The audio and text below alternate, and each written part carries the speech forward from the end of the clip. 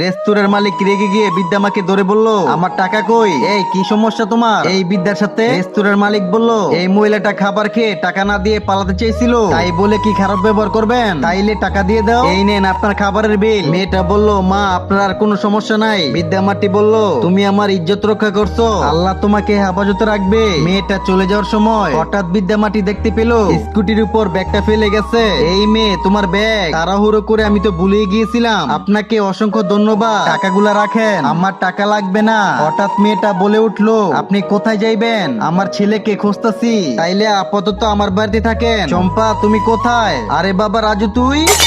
তারপর কি হলো সেটা দেখার আগে আপনি মাকে ভালোবাসেন নাকি টাকাকে? মাকে ভালোবাসলে ভিডিওতে লাইক দিয়ে চ্যানেলটি সাবস্ক্রাইব করে ফেলুন, আর কমেন্ট বক্সে আই লাভ মা লিখুন। বাবা রাজু, মা তুমি কেন আইছো? এখনই গ্রামে চলে যাও। এই রাজু, তুমি চিনো নাকি এই মহিলাটাকে? হ্যাঁ, আমাদের কাজের বুয়া ছিল। এটাই বাস্তব ঘটনা।